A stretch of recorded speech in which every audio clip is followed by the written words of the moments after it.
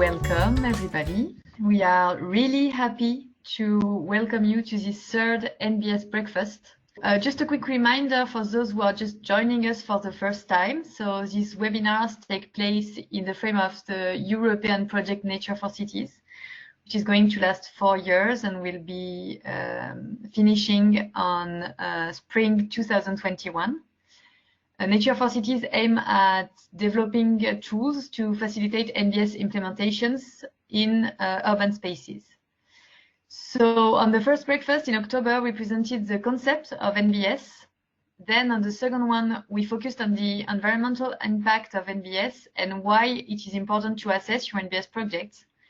And you can watch these two breakfasts on replay, and we are sharing you the link in the chat, so you can share them with people who might be interested, or if you did not watch them, you can watch them to get the previous information that we shared during the breakfast.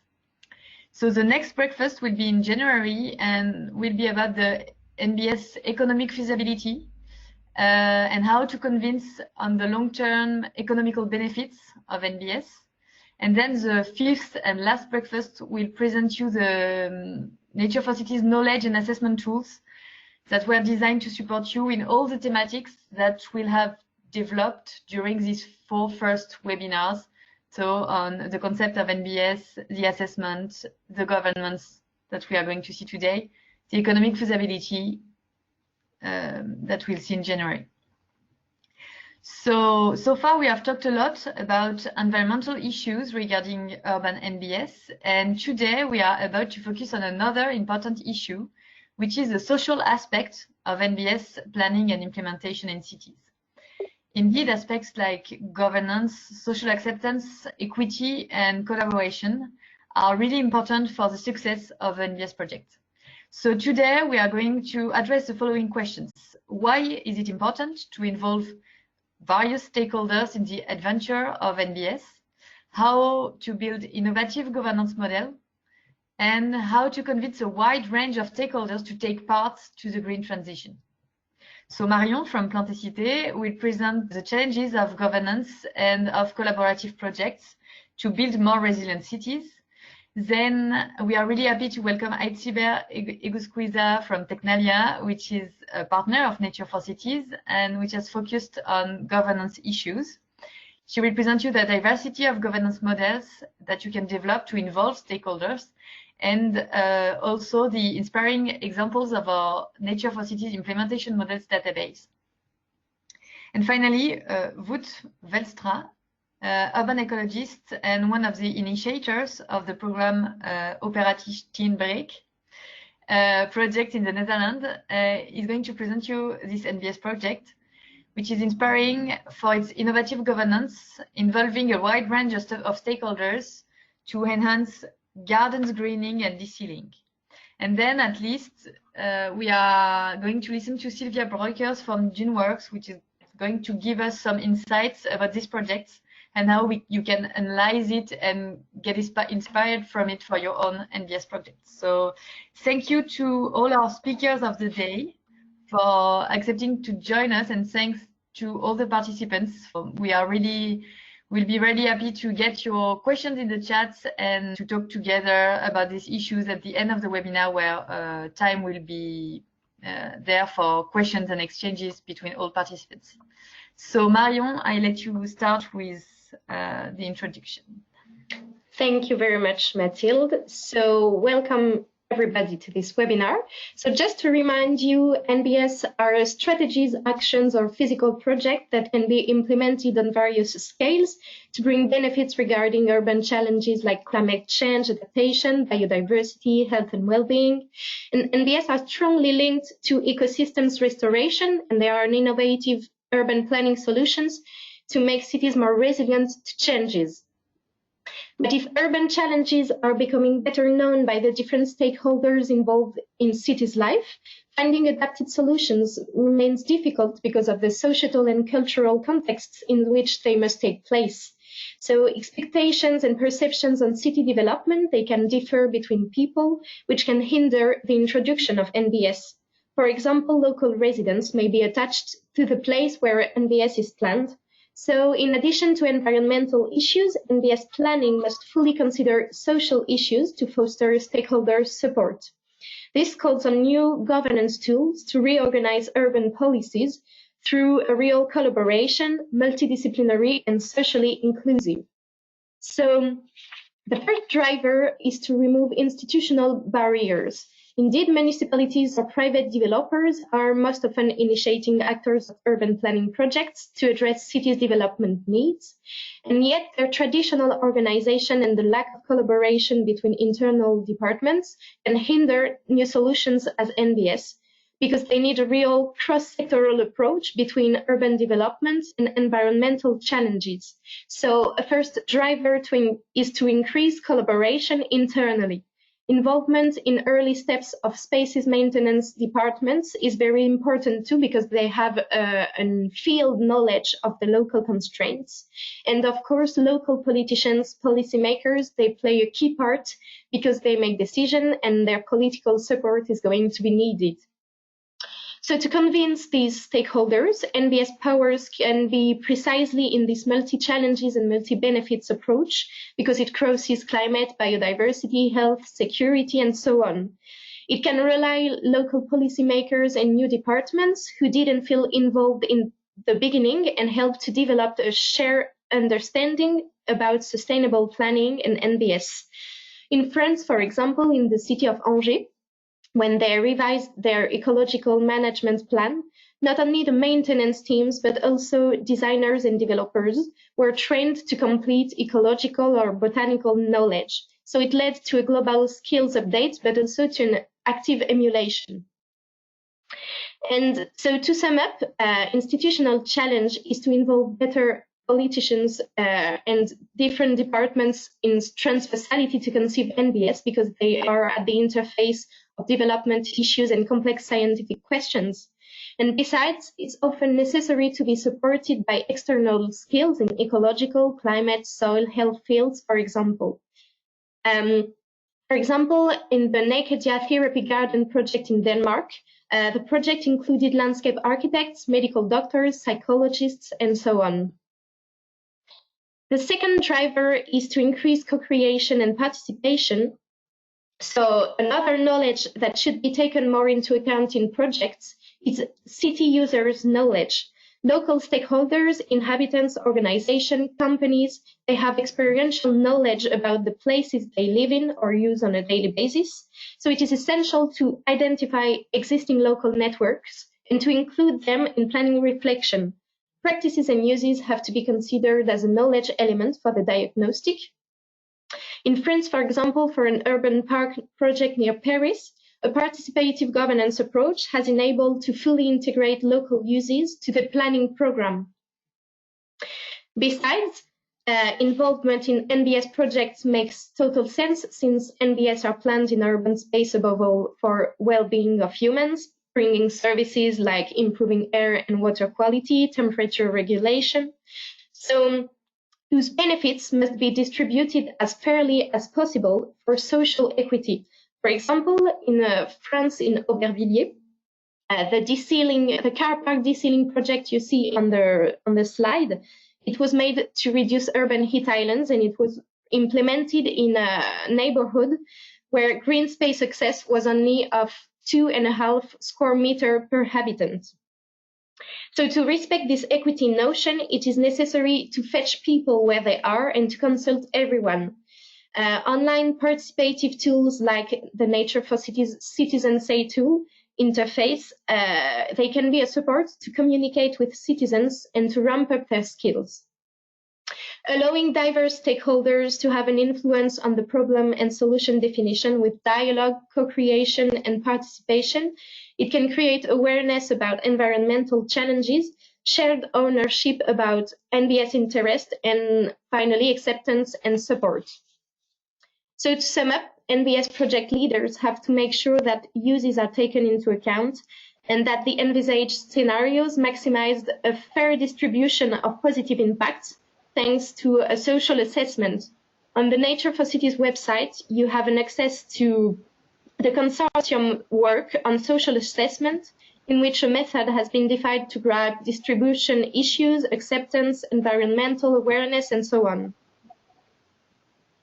The third driver is to coordinate and animate the collaboration, because this shared governance needs multi-actor collaboration times, and therefore it cannot live by itself. It needs to be coordinated and animated.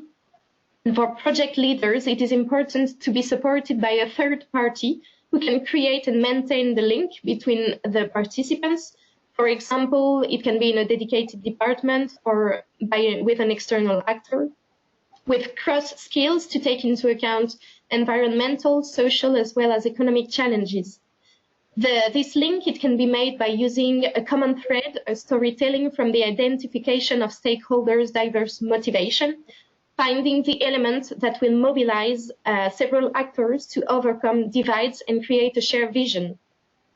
In France, for example, there is an inspiring nature-based governance project, the Natural Urban Park of the city of Strasbourg. It's a long-term project for which there is a dedicated service mission head in the municipality and a place to welcome the public. So finally, how to choose the most fitting governance in your project? Well, the first step is to choose, to define your mapping of actors to involve, and then to organize the collaboration by defining every stakeholder's role and level of involvement and its limits. The initial questions, they can be, for example, who is the initiator of the request? Who is affected by the challenges we want to address with the NBS project? Who else could contribute to or hinder the project? What level of participation and decision should be given to every stakeholder, and so on. Answering these questions, it will help you to clearly figure out which actors to involve and how, depending on the local context. The Operatie Steenbreek project that will be presented to you later, it's a relevant illustration of these fundamental questions, since it promotes private gardens, biodiversity, and desealing, which is also an important issue for rainwater management as well as on public spaces.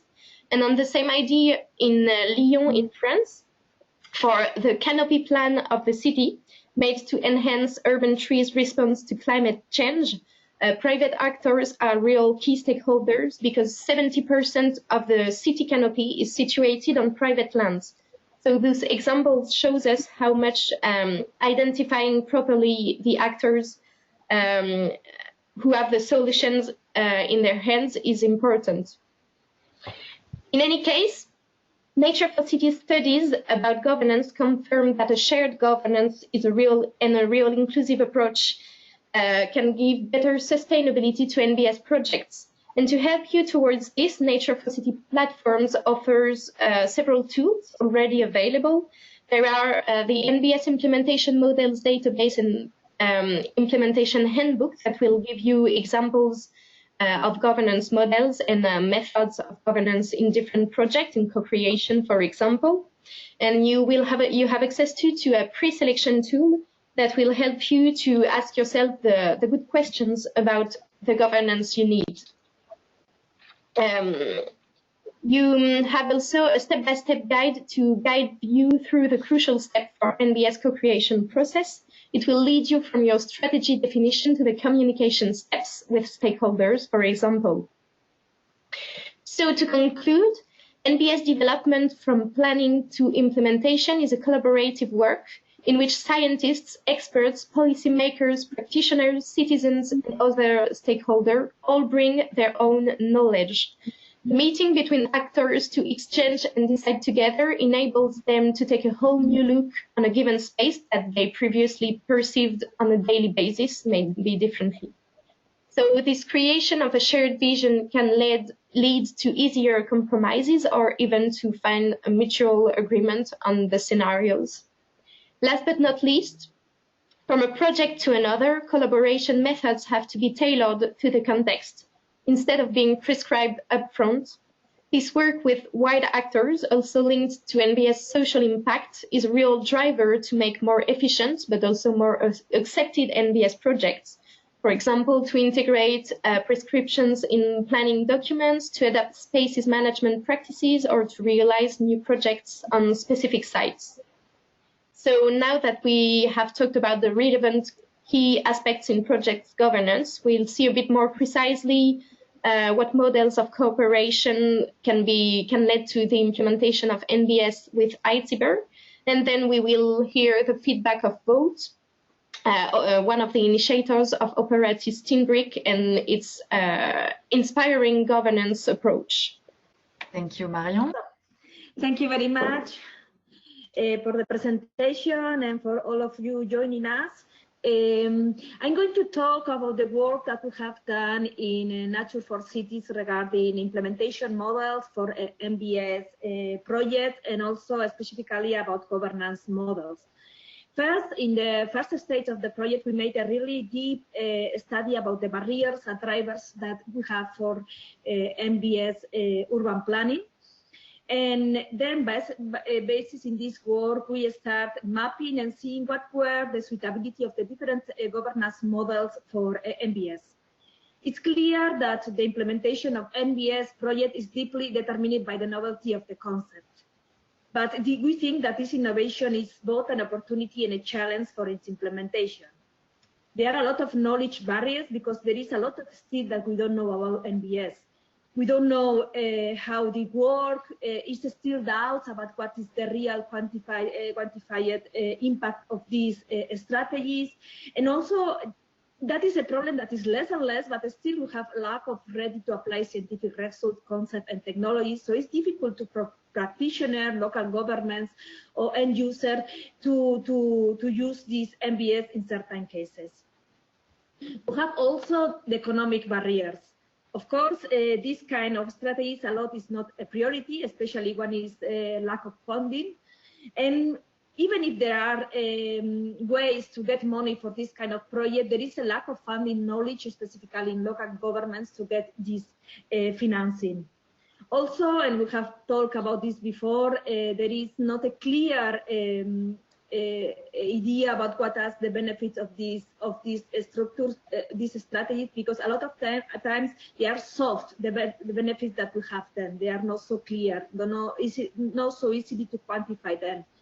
So there is an under-appreciation of non-economic benefits. Local governments usually have a short-term vision and more the market. And also they are considered as risk in certain cases. And we have, as Marion said, governance barriers. From the local government, this connection between certain action and long-term goals. I mean, the political short-term cycle sometimes is not, it cannot be matched very well with the more long-term thinking that we need for nature-based solutions. Also, we have bureaucracy as a supportive legal framework, excessive legal rigidity, a lot of knowledge silos, but also this can happen at local stakeholder level also. When we try to collaborate, sometimes there is some different goals of stakeholders to create partnership, and also, so if there are a lot of different stakeholders, it can happen some apathy and role ambiguity. But this, as we said before, this new concept of nature-based solution allows also innovative approaches, new ways to address and consider problems, and more inclusive practices.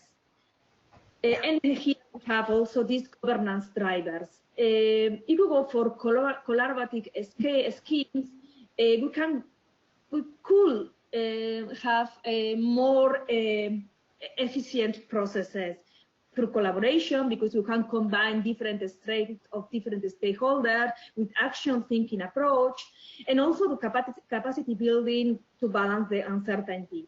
We have also the powerful self-governance, emerging partnership between civil society and science, and also because they can, these collaborative networks can provide us on the ground evidence of the multiple benefits of the nature-based solution. But especially co-creation and participation, as Marion said. So these links between barriers and drivers are cross domains, economic drivers and knowledge drivers are very, very related, but also link between governance driven and knowledge barriers are very related. That means that we can overcome knowledge barriers with governance models that are based in mutual learning and cross-sectorial strategies. So To start with this, after making this work, we just start mapping what are the different governance strategies that we have. And as Marion said, we have three big groups of stakeholders: governments, community, and market. And that is very important because the possibilities that you have for different governance arrangements are very dependent of who you are and which kind of dynamic you can trigger with the other types of stakeholders. You have governance models that are very public to private sectors. You have this other acts that goes from hierarchical to non-hierarchical, for no participation to participation, from governance regulation to market governance, and finally for community-based governance to more market-oriented ones. So in the first corner, we have this cluster. We have made 5 clusters of governance strategies. This is the traditional public administration that goes from a very hierarchical governance to a more participatory one in different levels. That is the different advantages and disadvantages that we have made for each of these strategies. But in the end, we can see that the suitability for this kind of strategies, the ones that are very centered in local administration, is quite low, because innovation is limited to some large-scale national and universal innovation. We cannot do it. We cannot have enough local innovation that is very required, as Marion said, for nature-based solution. And also, we can make a very fast step change in the beginning, but then after we have less capability for continuous improvement because we are missing very important stakeholders in this kind of arrangements. One of the cases, for example, could be this Park Lingensen, that is very typical for big parks because big scale nature-based solution projects are more easily developed by only public authorities, and then usually also they make some kind of participation procedure to know the opinions of a citizen and user, but it's also like an opinion. I mean, they don't have real decision making,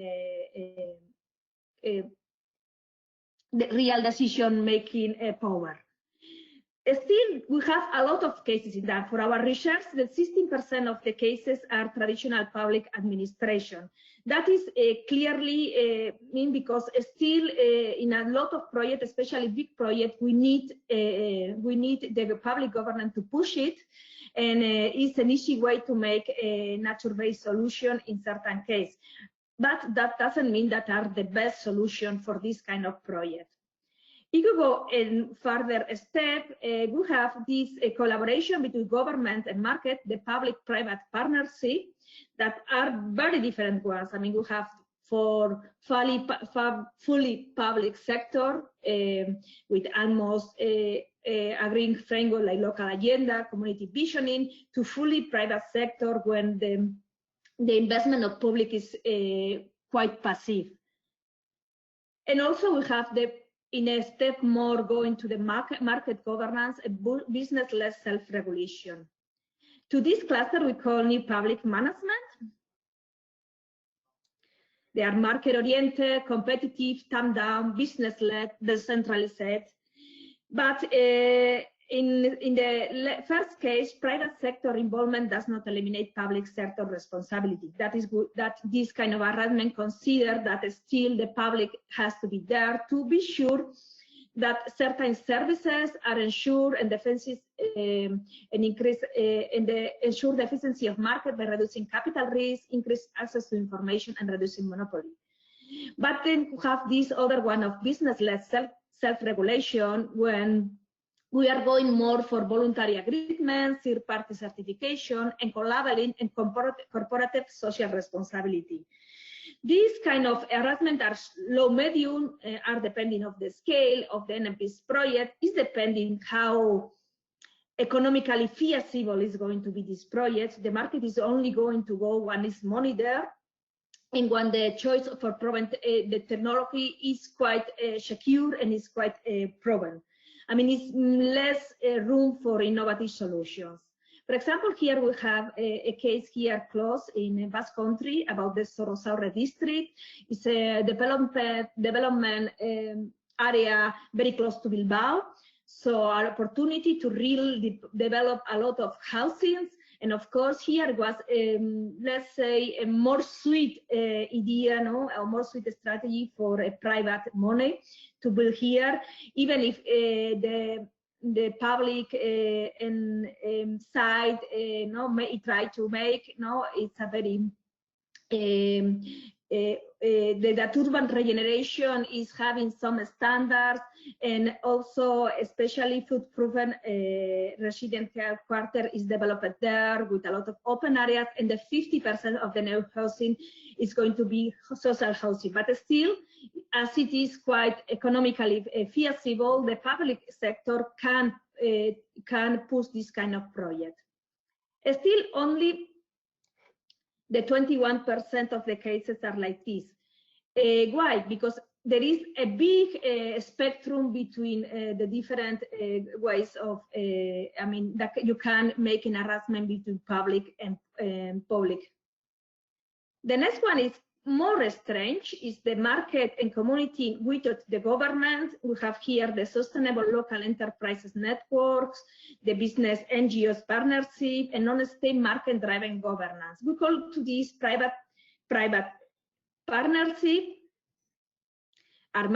Some are market-oriented, decentralized, the ones that are more in the right side. Others are more self-organizing, complex and adaptive system. It depends on mobilizing the 4 key assets: human, social, financial, and ecological natural capitals.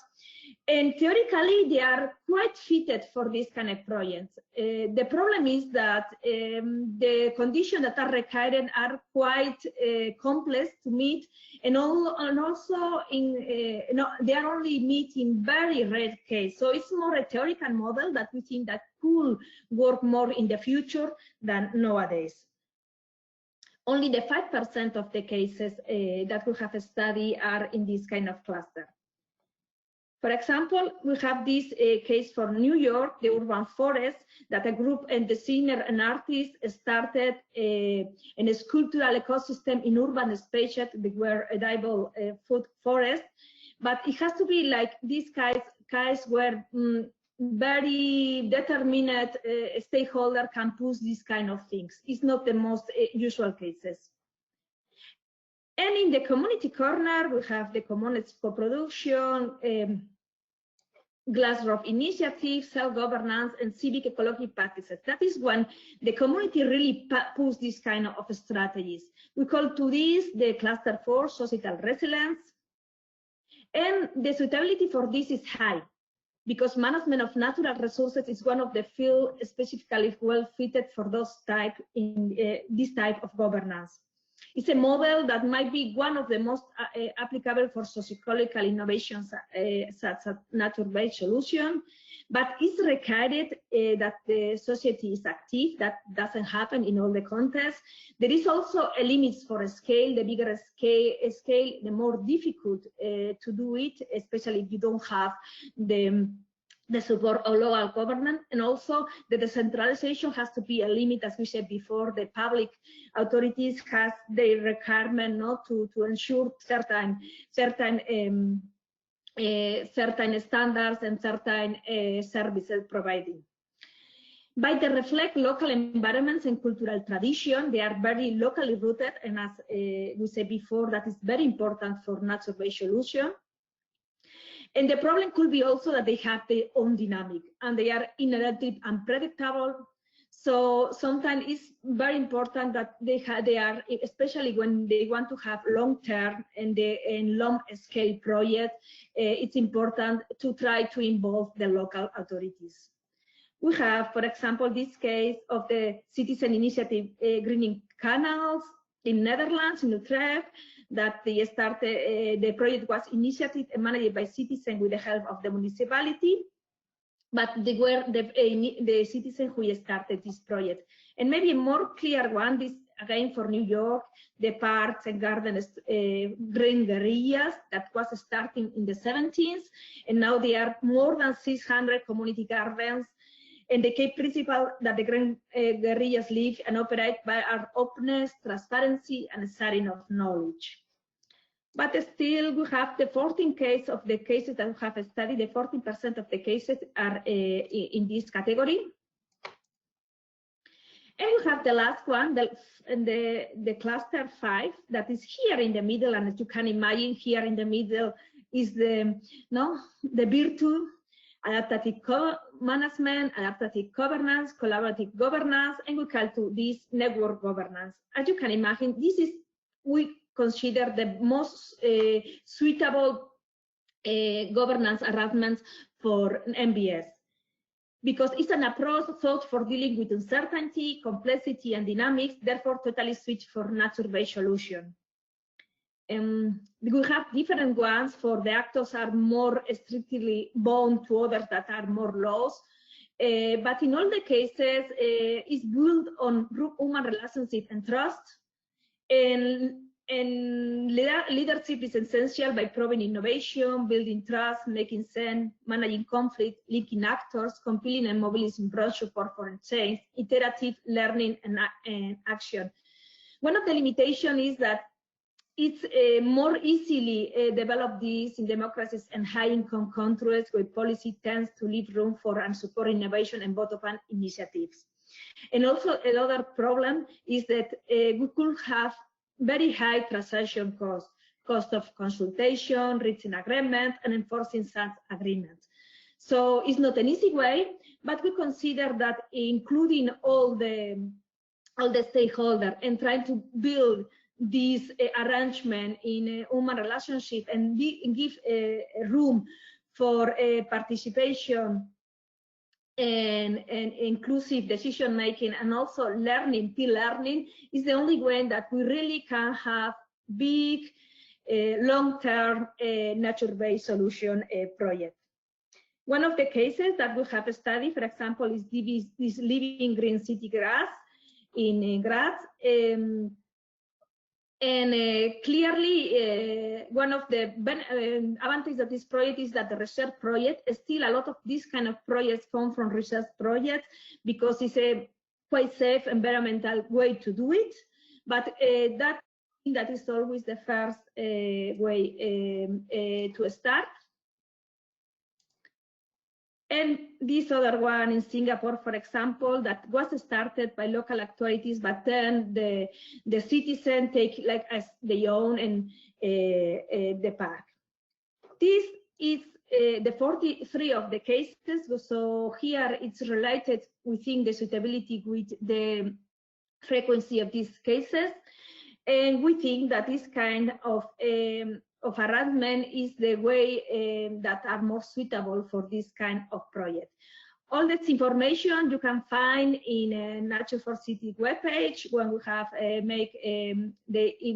this database with all the cases, and also the deliverables that are studying this each case and in more detail. And I just trying to give an overall vision.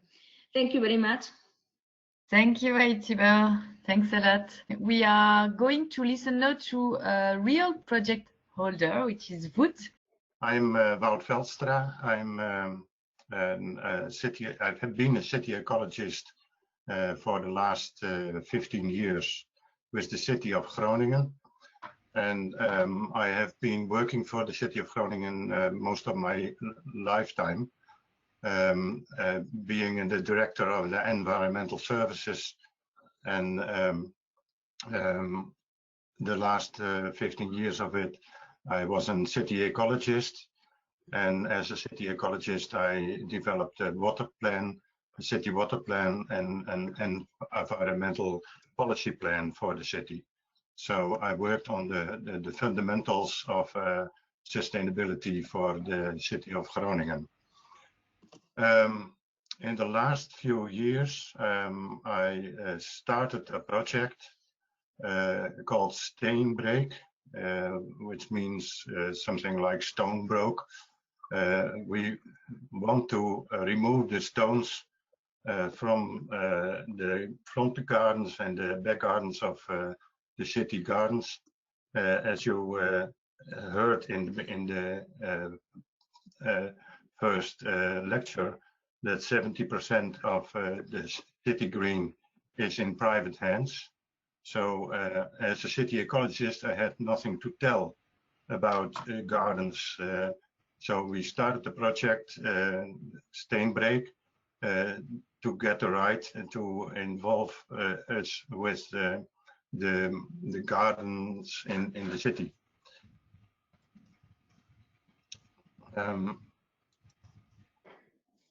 So we wanted to make Netherlands a bit greener by stimulating greening the gardens. And it started with a discussion with two universities, the University of Wageningen and the University of Groningen in 2013, about what the problem was with the pavement of the gardens.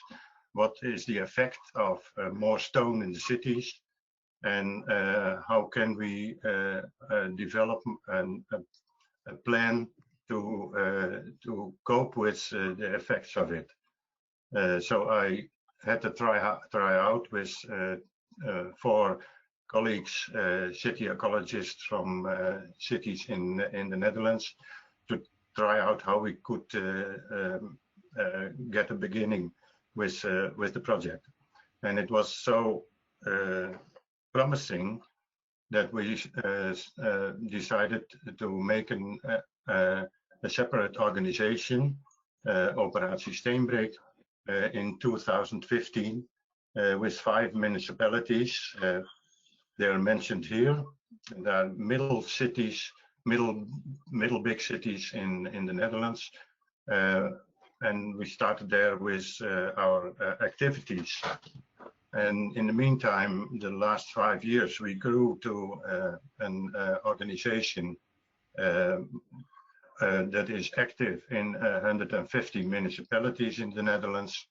In 6 provinces are working with us, 5 waterships, and 1 cooperation for housing. So that is, we grew quite big in the last years. So we had also, this is an overview of the municipalities where we are active now. We are not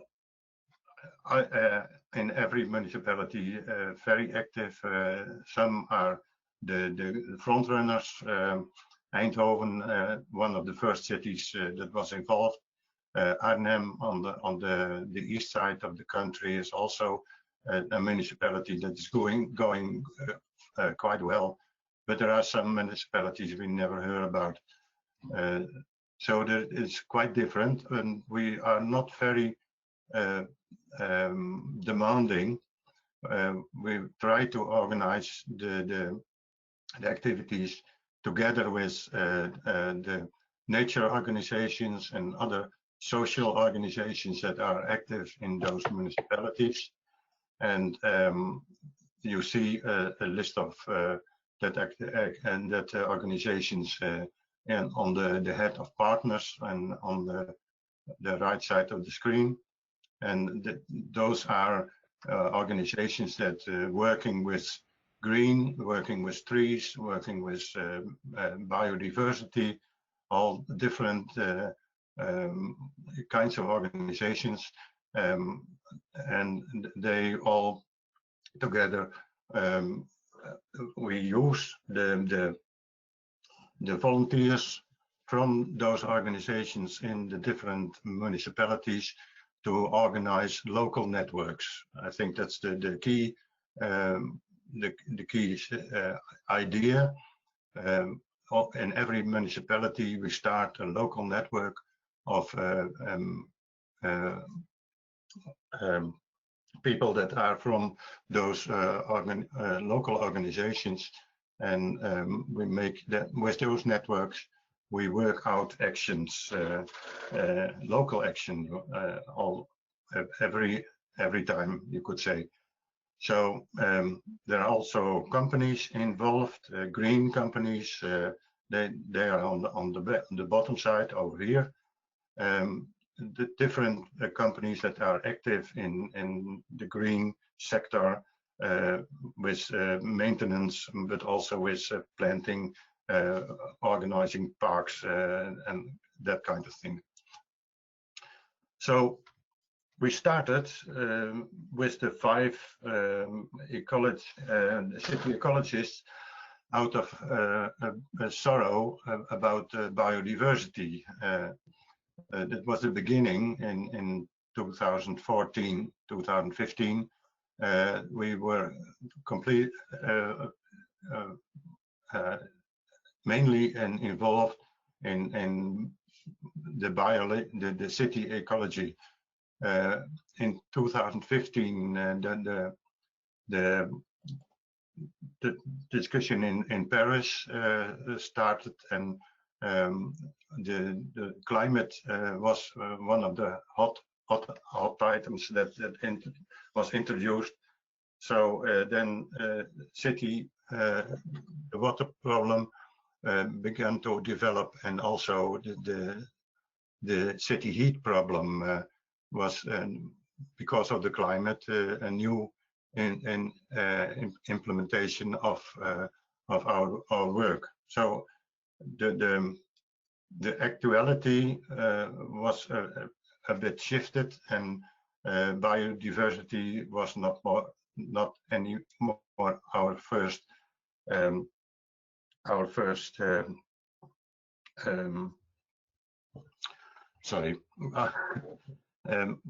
item.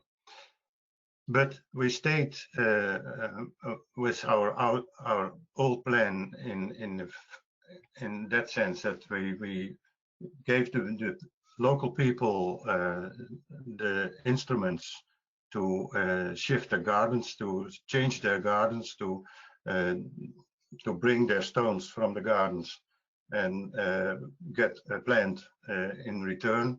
So we had a whole a list of actions we developed where people could join and together with us make their local action. So we had the National Garden Check. That is a certificate you can get for more than 70% of your garden green. We had the tile barter. You can see it on the left side on the picture, where people bring their stones and they get a plant in return. We had actions in several municipalities with rain containers with a subsidy. We had actions for whole streets, green your street, all neighbors together, putting the tiles out of the street and making the street a bit greener. Pavement gardens, that is the small front gardens in pavement areas.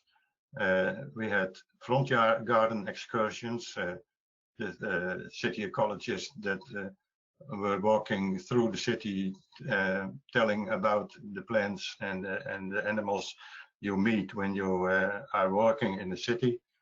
And we had a workshop, Make Yourself a Green Garden. We had workshops, Garden Design, where specialists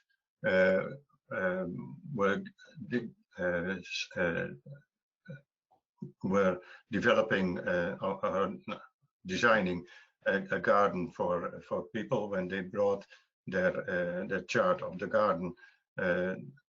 In a discussion, they together developed another garden with more green and less stone. We had in October last year the week of the Green Garden, where every day a webinar was organized with information about how to green your garden and what is special about about the biodiversity in gardens. And we had the Forgotten Season that is more about trees. That it's better to plant trees in the autumn than in spring. Traditionally, a lot of trees are planted in spring. Even the national tree plant day is in spring in the Netherlands. But it's better for the trees when you plant them in the autumn. Then they get the roots in the autumn, and they can start in spring with a healthy environment. So what is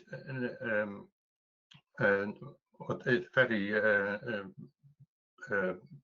primary, you could say, space in stonework in Steenbreek activities is that we work together with green managers, with the government and the local government, and with the people in the street, together planting in the streets and in the public space, but also in their own garden.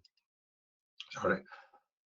We even have a garden trophy that changes every year, and people that are working with their local government and inventing new methods, new projects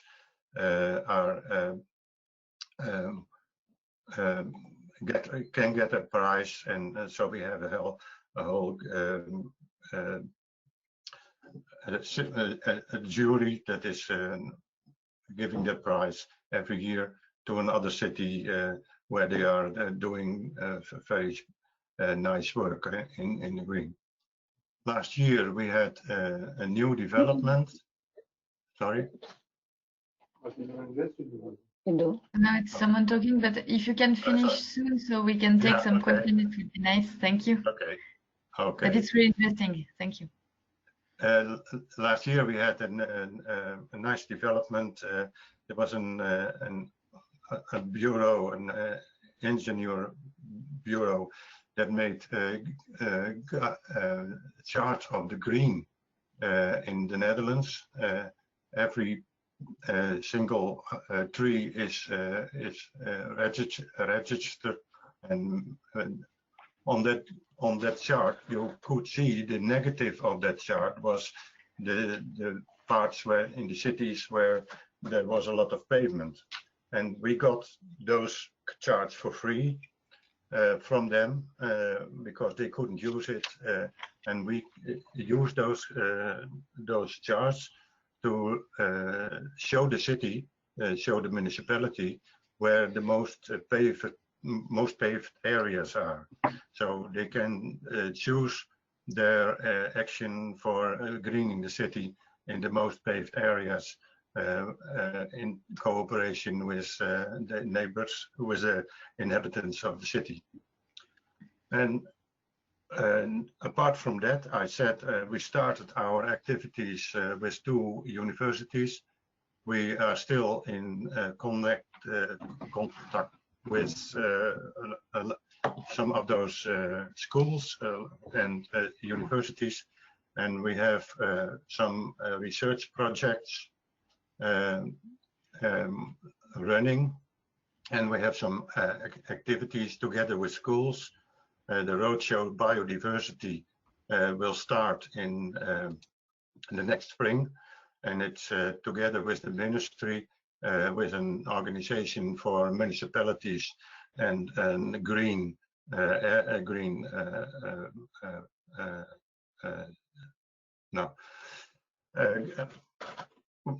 engineers, sorry. And it will be a series of courses, how to green your garden, how to green the street, how is it about biodiversity in the city, and in what way can you register, monitor the ecology of the city. we are starting with greening in industrial estates. So where we, together with Provence and some municipalities, are stimulating the corporations that are working in those estates to make their environment more green and with less parking places, of course. And we had a project running this year on sustainability and poverty together with the school. And we are starting with green housing associations. So they are the owner of a lot of green in the city, which is most paved areas because they are used by a lot of people. But we try to organize people. We organize those housing associations to make their gardens also more green than they are used to. And then we have, of course, a website and a special intranet on our website where all kinds of information, communication materials, the charts I showed you, and a lot of other information is stored and is available for those municipalities that are working with us. Thank you, Wout. What I propose you, because time is running, is that we listen to Sylvia for a short insight about what we can take from this example. So thank you, Wout, for your very interesting and inspiring presentation. And I think it's a very good example of what you can call network governance. But what is nice about your project is that you clearly see that it's a very it's a concept that addresses a bottom-up and participatory approaches in developing and thinking of NBS. It's a very flexible approach because it can be applied in very different ways. Like in some neighborhoods, it will be the residents that take the initiatives. In other neighborhoods, it might be someone from the municipality. I've been involved in Eindhoven where it was actually the social welfare person active in the neighborhood who initiated a Steenbreek group, if you will. But so these are really nice examples of how you can have a form of network governance that is inclusive, that is long-term, that is replicable, and that is multi-scale. And the reason why we need that is because this is the only way in the end to also arrive at social norm change within society. Because any Steenbreek project is not going to succeed if the residents, if the people who live in the neighborhoods are not going to take up their role, then it's just not going to work. And this presentation by Wout, also the map, shows that in many municipalities, people want to be engaged. And maybe at first they want to be engaged because something nice is happening in the neighborhood, or because it's a nice social event, or because it allows to meet with some neighbors or do something with the kids. So it's not necessary even that people have ecological motivations to become engaged. As long as they become engaged and they can stay engaged, and then they will, during the process, also learn about the importance of NBS. So I think that is, in a nutshell, the importance of inclusive governance for NBS. You need it because you want to embed these changes in society, and to reach that, you need to create ownership with all citizens, and of course also the companies that become involved. And as a last note, I think the level of the municipality is also the right level to play this sort of intermediating role, if you will, because it's close to the neighborhoods, and it can also help to reach out to stakeholders and to companies where local residents don't have the capacity or the relations to do that in a proper way. Yeah. So I think this is a nice example, and I'll leave it at this, but just to refer to you to the Nature for Cities step-by-step guide, which is a guide for inclusive governance of nature-based solutions. But I could just as well refer you to the site of Steenbreek and to find your inspiration there. So Wout, thank you very much, and I'll give the floor back to the chair of this meeting. Yeah. Okay. Thank you. Thank you very much, Sylvia. We had a question for Wout from Ina Zeumel from Berlin and EDCnet, which is asking, how do you deal with the practical problems being as much inclusive as possible while remaining operational? Because you have many people involved, many organizations involved. So how do you deal with the practical problems and how do you make decisions? Yeah, the practical problems have to be solved on the local level.